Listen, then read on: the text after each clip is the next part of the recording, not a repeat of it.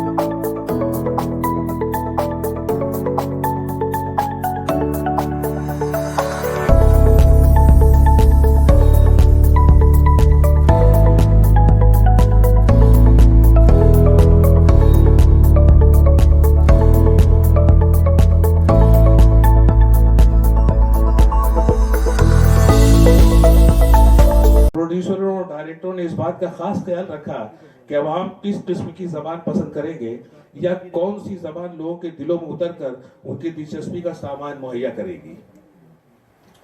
انہیں سوائے اردو کے کسی اور زبان میں یہ خوبی نظر نہ آئی، چونکہ ہندی فلموں میں محبت کے علاوہ اور بھی موضوعات ہوتے ہیں اور ہر موضوع کے یہ مناسب الفاظ اردو میں بکثرت پائے جاتے ہیں، اس لیے کہانیوں، نغموں، گیت اور مکالموں کی ادائیگی کے لیے پروڈیوسروں اور ڈائریکٹروں کے سامنے اردو سے بہتر اور مؤثر ترین زبان کوئی اور نہ تھی، اس لیے اردو کے شاعروں، ادیبوں، کہانی کاروں اور مکالمہ نگاروں کی خدمات حاصل کی گئیں، جنہوں نے اردو ادب کے شاہکاروں سے فلمی دنیا کو مرصع کر دیا۔ آپ کی خاص توجہ، چونکہ آپ اتنے قریب تھے کیفی کے شخص پر، تو سبسٹینس اینڈ شیڈو کو جو آپ نے دیکھا ہے ہم تو دور سے دیکھ رہے ہیں۔ ہندی فلموں کے لیے بڑے پیمانے پر مکالمے لکھے گئے، ماحول سے ملتے جلتے گیت لکھے گئے اور عمدہ کہانیوں نے جنم لیا جن کی زبان اردو تھی، صرف اردو۔ چونکہ اس مضمون میں کیفی کے فلمی نغمات سے بحث ہے، اس لیے فلموں میں لکھے گئے اردو مکالموں اور کہانیوں سے صرف نظر کیا جا رہا ہے۔ نے نہ صرف بے بس اور لاچار مزدوروں اور سماج کے دبے کچلے انسانوں کے لیے آواز بلند کی، بلکہ ان کی قیادت بھی کی اور ان سب کے دلوں میں حوصلہ پیدا کیا تاکہ وہ طوفان کا رخ موڑ سکیں، ان کا سامنا کر سکیں۔ کیفی اعظمی کی یہ بہت بڑی خوبی ہے کہ وہ عوام کے شاعر ہونے کے ساتھ ساتھ ادب کے دامن میں بھی گنجہائے گرامہ جمع کرتے گئے۔ تخلیق شعر کے لیے معیار سے نیچے کبھی نہیں اترے، ان کی شاعری معاشرے کی اصلاح کے تمام تر سروکار کو استقامت پہنچاتی ہے رہی، عوام اور ادب کے رشتے کو ان کی تخلیقی توانائی مضبوط و مستحکم کرتی رہی۔ کیفی نے اپنے بیٹے، بابا ان کے بیٹے کا پکارتے تھے، تو کیفی نے اپنے بیٹے کے نام ایک وصیت کی ہے جس میں چند مختصر چھوٹی چھوٹی نظمیں ہیں۔ ایک چھوٹی سی نظم سنیے گا، بہت مختصر کر رہا ہوں۔ میرے بیٹے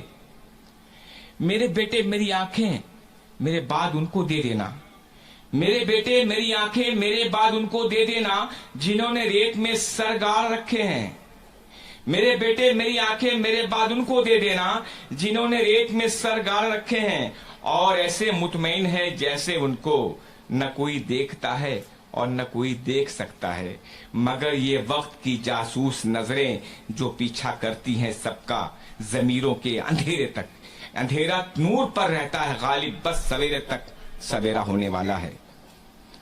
کلیات کیفی، کیفی کی متفرقات میں شامل ایک نظم ہے جو مختصر ترین ہے، اور وہ نظم ہے، یہ آواز سدے کے بعد کی نظم شاید متفرقات میں ہے، بنباس۔ میں بات ختم کر رہا ہوں اس نظم پر، بنباس۔ تو بنباس جو ہے وہ بابری مسجد کے انہدام کے بعد दूसरा राम का दूसरा बनवास, अब सुनिए राम का दूसरा बनवास।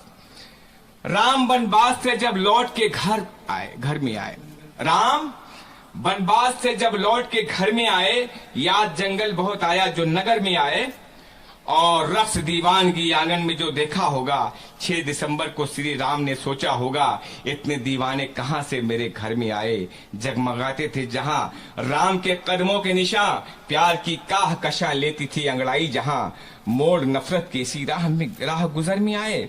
पांव धोए बिना सरजू के किनारे से उठे, राम ये कहते हुए अपने द्वारे से उठे, राजधानी की फिजा रास नाई है मुझे, राजधानी की फिजा रास नहीं, राजधानी की फिजा आई नहीं रास मुझे, 6 दिसंबर को मिला दूसरा बनवास मुझे। बहुत बहुत शुक्रिया। आपके लायक है या नहीं, मेरी अपनी सी कोशिश, और उसमें कैफी आजमी, और कैफी आजमी खुद इब्लीस की मजलिस शोरा में। दरअसल कैफी के ताल्लुक से मैंने यही सोचा था कि वो तमाम बातें जो होती रहनी हैं, उससे अगर जरा सा इज्तिनाब में बरतूं तो शायद अपने तौर पर कुछ नई चीज़ें दरियाफ्त कर पाऊँ या कोशिश कर पाऊँ। तो बिल्कुल इसी तरह की एक छोटी सी कोशिश है। वो कुछ इस तरह है कि ज़िंदगी या वजूद की बुनियाद इस्बात व नफ़ी और खैर व शर के जदलियात पर रखी गई है। इस्बात वजूद जहाँ खल्क़ी सिफ़ात का इजहार है, वहीं इस्बात वजूद के साथ नफ़ी का तस्वुर भी जुड़ा है। तख्लीक़ कायनात, मखलूक़ और उसमें इंसान का अशरफ होना, ये सारी हकीकतें एक दूसरे से बाहम पेवस्ता हैं। इंसान या आदम तग़य्युरात ज़िंदगी और उसकी हलचल का मरकज़ है। उसे अपने शर्फ के असबात के लिए आजमाइश से, बल्कि ये कहना चाहिए कि इब्लीस के शर से नबर्द आजमा भी रहना पड़ता है। हिकमत व फ़लसफ़े और शेर व अदब की दुनिया में खैर व शर की इस जदलियात पर हमेशा गुफ्तगू होती रही है। कायनात और उसके रुमूज़ को पूरी तरह अपने काबू में कर लेना किसी एक मकतब फ़िक्र या किसी एक मुफ़क्किर।